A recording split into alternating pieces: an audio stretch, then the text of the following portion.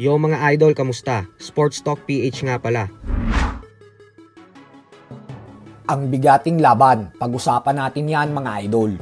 Ngunit bago ang lahat ay huwag kakalimutang mag-subscribe at i-click ang notification bell button for more sports talk.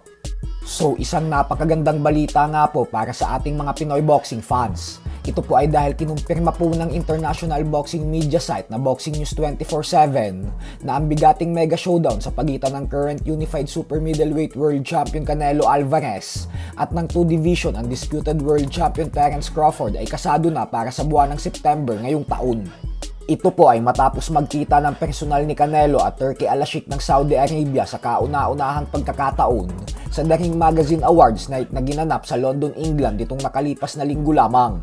Sa September 13 po sa Las Vegas, Nevada nakatakdang ganapin ang mega showdown ng dalawa.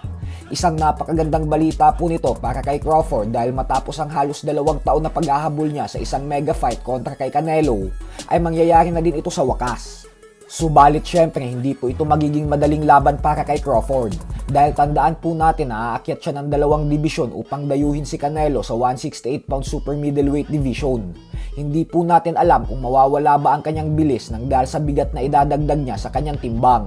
At syempre kung magiging epektibo pa din ba ang bagsik ng kanyang kamao sa mas mabigat na boksingero na kagaya kay Canelo.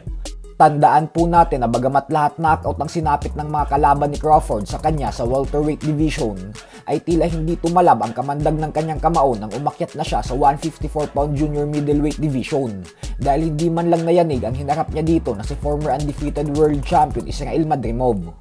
At bagamat nga po nakuha ni Crawford ang panalo sa laban kontra kay Madrimov, ay maliwanag na nahirapan talaga siya ng gusto dito, kung saan ilang beses din niyang ininda ang mga suntok ni Madrimov kahit hindi naman ito kilala bilang isang knockout puncher.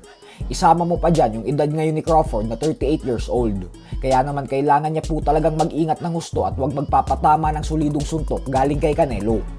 Sa kabilang banda naman mga idol ay bagamat nga po may paparating na laban ang current undisputed super bantamweight world champion Japanese monster na Naoya Inoue sa January 24 kontra sa South Korean fighter na si Ye Jun Kim, ay tila nakakasiguro na nga po ang kampo nito na ang manok talaga nila ang magtatagumpay sa laban. Ito po ay matapos sabihin ng promoter ni Inoue na si Mr. Ohashi na ngayon pa lang ay nakalinyada na ang mga laban para sa taong 2025 kay Inoue. Pagkatapos daw po kasing talunin ni Inoue si Kim, ay lalabanan daw nito ang WBC #1 top contender and undefeated fighter na si Alan Picasso ng Mexico. At pagkatapos daw kay Picasso ay dito na umano haharapin ni Inoue ang isa niya pang mandatory challenger at matagal nang naghahamon sa kanya na si former unified IBF and WBA super bantamweight world champion Muradjon Akhmadaliev. Dahil po sa pahayag na ito ni Mr. Ohashi, kaya naman maliwanag na po ngayon na mananatili pa din sa dibisyon na ito si Inoue ngayong taon at na hindi pa nila ito papaakyatin sa 126-pound featherweight division. So hanggang dito na lang po muna tayo mga idol.